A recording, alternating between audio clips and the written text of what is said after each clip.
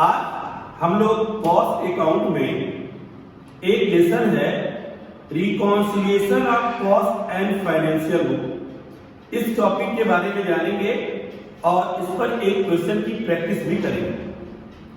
तो ये reconciliation of cost and financial का जो लेसन है ये क्यों रखा गया है और इसको क्यों शामिल किया गया सिलेबस में और हम लोग क्यों प्रैक्टिस करेंगे, आज इसके बारे में सबसे पहले लोग इसको जानेंगे।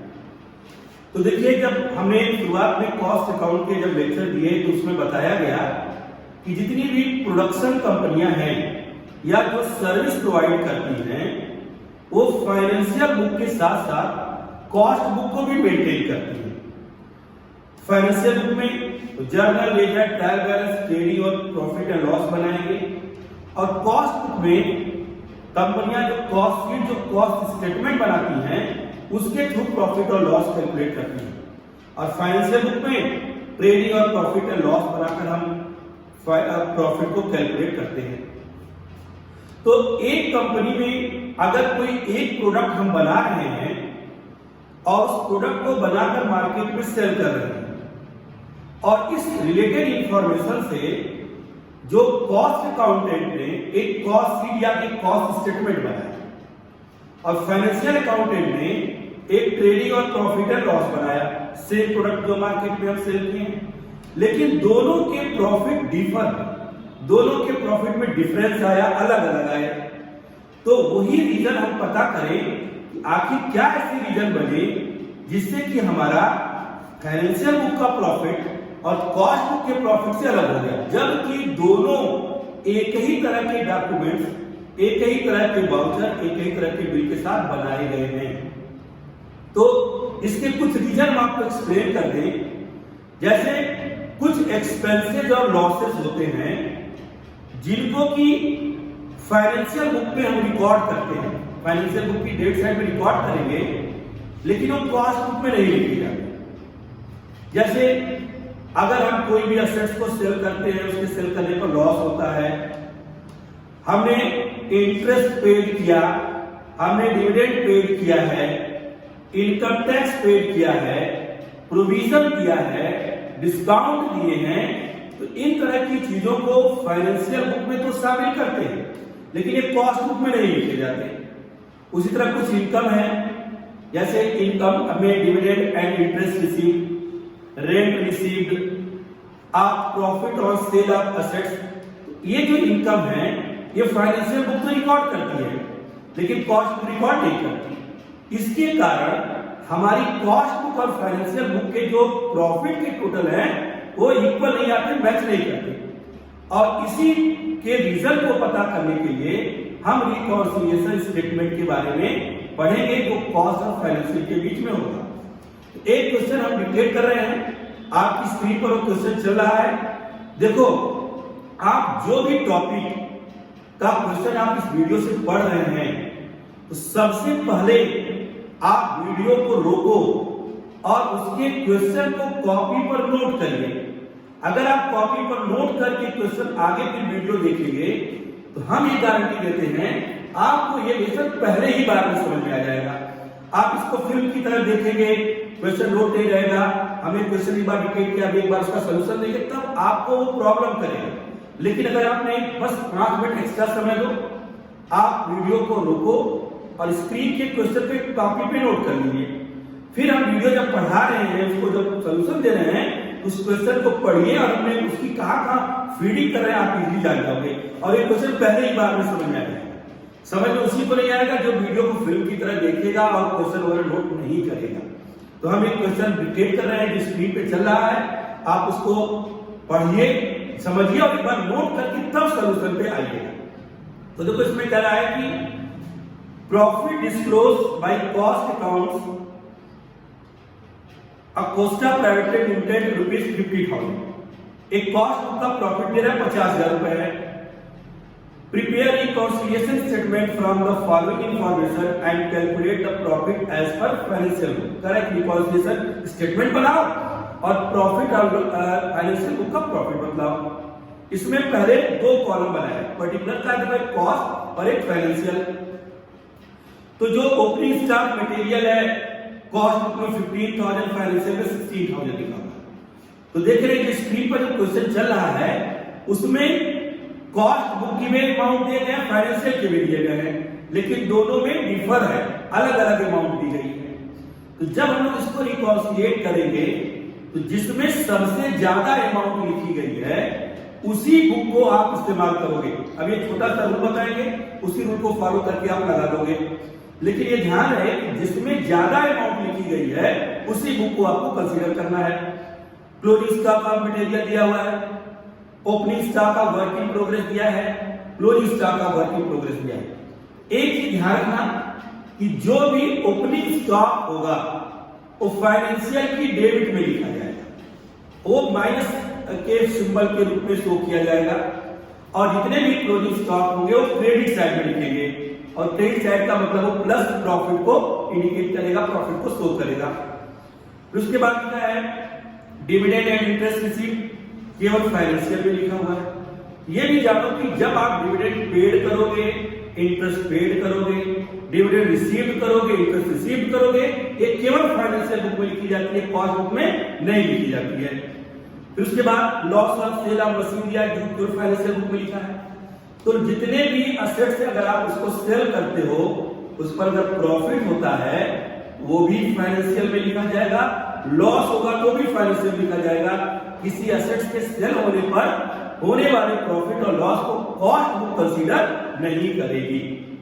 फिर नीचे एडिशनल इंफॉर्मेशन में कहा है interest amounting ₹3,000 not charge in financial book. Interest receive हुआ लेकिन फाइनेंशियल बुक में चार्ज नहीं किया गया, तो फाइनेंशियल बुक में लिखा ही नहीं गया और कॉस्ट में लिखा ही नहीं जाता। इसका हमारे रिकॉन्सिलिएशन स्टेटमेंट के दोनों बुक पर कोई इफेक्ट नहीं पड़ेगा। आप रेक्टिफिकेशन ऑफ एरर्स नहीं पढ़ रहे हो तो इसको सुधारो। बस आप ये जानो कि इंटरेस्ट डिविडेंड केवल फाइनेंशियल बुक में लिखे जाते हैं, अगर फाइनेंशियल बुक में नहीं लिखे गए हैं तो कॉस्ट में भी नहीं लिखे गए हैं, इनका इफेक्ट नहीं पड़ेगा। गुडविल रिटर्न ऑफ, जितने भी हमारे इनटैंजिबल एसेट्स जो राइट ऑफ होते हैं वो कॉस्ट बुक में नहीं लिखे जाते, वो केवल फाइनेंशियल में लिखे जाते हैं, तो इसको फाइनेंशियल में लिखे होंगे। एक्चुअल ओवरहेड्स का नाम, एक्चुअल ओवरहेड्स फाइनेंशियल बुक लिखती है, और जो रिकवर्ड है, जो चार्ज हुआ है, वो कॉस्ट बुक में लिखा गया है। तो अब इसका एक सॉल्यूशन देने जा रहे हैं बहुत एक इजी फॉर्मूले के साथ। आप उस फॉर्मूले से इस क्वेश्चन को सॉल्व करिएगा। हम एक बार फिर से रिक्वेस्ट कर रहे हैं कि आप कोई भी वीडियो देख रहे हो, किसी भी लेक्चर को सुन रहे हो, उसके सॉल्यूशन में तभी आपको इजी हो पाएगा जब आप वीडियो रोक कर पहले कॉपी पर क्वेश्चन नोट करें, कॉपी पेन लेकर बैठकर ही वीडियो देखें। देखिए एक बार के लेक्चर में आप पूरा का पूरा सॉल्यूशन क्लियर कर दोगे, पूरा का पूरा आपका जितना भी आपके मन में आएगा कि ये प्रॉब्लम है, एक बार में आप इसको सॉल्व कर दोगे, कोई कंफ्यूजन नहीं रह जाएगा। तो हम इसके सॉल्यूशन की तरफ चल रहे हैं। तो हम लोगों ने क्वेश्चन को पढ़ा और हम ये उम्मीद कर रहे हैं आपने उस क्वेश्चन को अपनी कॉपी पर एक नोट कर लिया होगा। अगर आपने कॉपी पर नोट कर लिया, देखना बहुत इजीली आपको ये क्वेश्चन समझ में आ जाएगा। तो देखो जब हम लोग इसकी स्टार्टिंग करेंगे, स्टार्टिंग में आपको सबसे पहले कॉस्ट बुक की प्रॉफिट को पता करना होगा। इस क्वेश्चन में कॉस्ट बुक की प्रॉफिट देखो दी हुई है 50,000। हम सबसे पहले लिखेंगे profit as per cost book और 50,000 profit as per cost book 50,000 लिखेंगे। उसके बाद देखो हमने दो बुक बनाई है यहाँ पे, एक कॉस्ट बुक फर्स्ट बुक है और हमारी फाइनेंशियल बुक सेकेंड बुक है। इसमें ये दोनों बुक्स में जो चीजें लिखी गई हैं अगर इनमें डिफरेंस आ रहा है तो जिसमें ज्यादा लिखा गया होगा उसी बुक के अमाउंट्स को इस्तेमाल करके इसको बनाएंगे। तो जो पहली बुक होगी इसका रिवर्स करेंगे। अगर वो अधिक वाली अमाउंट जब कंपेयर कर रहे हो कॉस्ट बुक की माइनस में लिखी गई है, इसको ऐड करना, और कॉस्ट बुक में वो प्लस की तरफ लिखी गई है तो माइनस की तरफ जो लिखा होगा एक्सपेंसेस और लॉसेस होगा, और प्लस की तरफ लिखा जो गया वो इनकम होगा। अगर वही आइटम फाइनेंशियल बुक में ज्यादा लिखे गए, यानी एक्सपेंसेस इसमें है, इसमें कम है या इसमें नहीं लिखे गए, इसमें इनकम लिखी गई है लेकिन इसमें नहीं लिखी गई या ज्यादा लिखी गई है, तो ये सेम रहेगी। यानी जब माइनस है तो माइनस करना या लेस करना, और प्लस है तो इसको प्लस किया जाएगा। तो देखो पहला है क्वेश्चन में देखिए अपनी कॉपी पर जो अभी नोट किया आपने, ओपनिंग स्टॉक का मटेरियल, जितने भी ओपनिंग स्टॉक होते हैं वो डेबिट होते हैं। तो इसमें लिखा है कि कॉस्ट बुक में 15,000, यहाँ 15,000 लिख दिया, और फिर कह रहा है कि फाइनेंशियल बुक में 16,000 है, फाइनेंशियल बुक में 16,000 है। अब दोनों में कंपेयर करेंगे किसमें ज्यादा है। तो देखो यहाँ 15,000, यहाँ 16,000, ये बुक जो प्रॉफिट आपस में मैच नहीं कर रहा है, इसका रीजन है कि फाइनेंशियल बुक में 1,000 ज्यादा लिखा गया है। तो फाइनेंशियल बुक में ज्यादा लिखा गया ओपनिंग स्टॉक का मटेरियल, तो 1,000 माइनस में लिखा गया है, ओपनिंग स्टॉक डेबिट में लिखे जाते हैं, तो इसको सेम माइनस करेंगे। तो देखो यहाँ लिखा गया लेस में opening stock material over recorded in financial book 1,000, तो पहली इंफॉर्मेशन हो गई। सेकंड देखो क्लोजिंग स्टॉक का मटेरियल, जितने भी क्लोजिंग स्टॉक होते हैं वो क्रेडिट की तरफ लिखे जाते हैं। तो क्लोजिंग स्टॉक का मटेरियल दिया है कॉस्ट बुक में 14,000, कॉस्ट बुक में 14,000 दिया है, और फाइनेंशियल बुक में दिया 12,000, फाइनेंशियल बुक में 12,000। अब इन दोनों में कंपेयर करो, किसमें ज्यादा है, कॉस्ट बुक में ज्यादा है, कॉस्ट बुक में कितना ज्यादा है 2,000। तो अब की बार ज्यादा अमाउंट आप कॉस्ट बुक में लिखे हो, और किधर लिखे हो, प्लस की तरफ, और ये रिवर्स होगा, प्लस वाला माइनस, माइनस वाला प्लस, और फाइनेंशियल माइनस का माइनस लिखना, प्लस का प्लस। तो ज्यादा अमाउंट कॉस्ट बुक के प्लस साइड में 2,000 रुपए है, रिवर्स करके उसको माइनस करोगे, देखो माइनस में लिखा गया लेस में क्लोजिंग स्टॉक का material over recorded in cost book 2,000, इसको लिख दिया गया। थर्ड इंफॉर्मेशन ओपनिंग स्टॉक का वर्क इन प्रोग्रेस है। तो जितने भी ओपनिंग स्टॉक होते हैं लेस डेबिट साइड, और जितने भी क्लोजिंग होते हैं plus credit side. Opening stock of work in progress cost book में लिखा है 4,500, और फाइनेंशियल बुक में लिखा है 5,500। अब किसमें ज्यादा लिखा गया, तो 4,500 और 5,500 में कंपेयर किया, इसमें 1,000 ज्यादा है। अब की बात फाइनेंशियल बुक का माइनस ज्यादा होगा, और फाइनेंशियल बुक को सेम रखना है, तो 1,000 माइनस है, इसको माइनस करेंगे, तो लिखा गया देखो opening stock work in progress over recorded in financial book 1,000।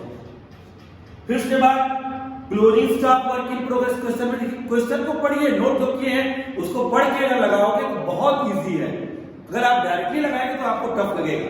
फिर देखो closing stock work in progress, closing stock credit में लिखते हैं, कॉस्ट बुक में 6,000 और फाइनेंशियल में 4,000। अब इन दोनों में कंपेयर करिए, इन दोनों में कंपेयर किया तो पता लगा कि कॉस्ट बुक का प्लस 2,000 से ज्यादा है, तो प्लस कॉस्ट बुक का ज्यादा है, रिवर्स होगा, और इसको माइनस कर देंगे closing stock of work in progress over recorded in cost book 2,000। तो जो दोनों में लिखे जाएंगे उनको कंपेयर करना, जिसमें ज्यादा होगा उसी बुक का इस्तेमाल करना।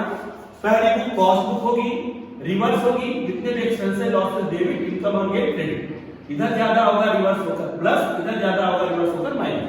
अगर इसमें लिखा है ज्यादा तो ये सेम रहेगा, माइनस का माइनस, प्लस का प्लस करेंगे। फिर नेक्स्ट देखो लिखा है इंटरेस्ट एंड डिविडेंड रिसीव्ड, केवल देखो कॉस्ट बुक में डैश लगाया, फाइनेंशियल में 800। ये जानो कि इंटरेस्ट और डिविडेंड रिसीव्ड, इंटरेस्ट और डिविडेंड पेड केवल फाइनेंशियल में लिखे जाते हैं, कॉस्ट बुक में नहीं लिखे जाते। अगर आपको नहीं लिखा था तो एक लाइन अलग से देगा, तभी आपने मानना कि इंटरेस्ट और डिविडेंड रिसीव्ड केवल फाइनेंशियल बुक में लिखे जाते हैं। तो रिसीव्ड वर्ड दिया है,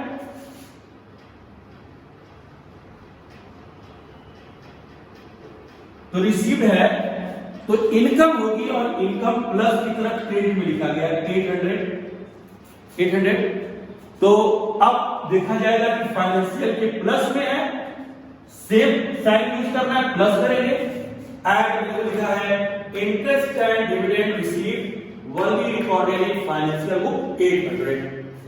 फिर उसके बाद लिखा है loss of sale of machine 1,000, किसी भी एसेट्स के बेचने पर होने वाला प्रॉफिट और लॉस, ये भी कॉस्ट बुक में नहीं लिखा जाता, इसको भी हम फाइनेंशियल बुक में लिखते हैं। तो लॉस है फाइनेंशियल की डेबिट माइनस में, प्रॉफिट होगा तो फाइनेंशियल की क्रेडिट प्लस में।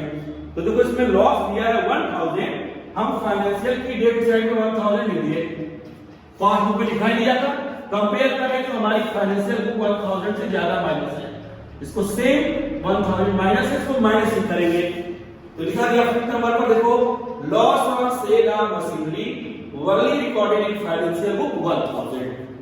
फिर उसके बाद एडिशनल इंफॉर्मेशन में लिखा है क्वेश्चन में कि interest amounting ₹3000 not charge in financial book. Interest receive हुआ है 3000, फाइनेंशियल बुक में नहीं लिखा है और हमें ये मालूम है कि ये कॉस्ट में लिखा नहीं जाता, तो फाइनेंशियल में भी नहीं लिखा है, कॉस्ट में लिखा ही नहीं जाता, इसलिए इसका कोई भी इफेक्ट हमारी इस बुक पर नहीं पड़ा। इसको हम लोग रेक्टिफाई नहीं करेंगे और इसको किसी भी बुक में नहीं दिखलाएंगे, इसका इफेक्ट हमारी रिकॉन्सिलिएशन स्टेटमेंट पर भी नहीं पड़ेगा।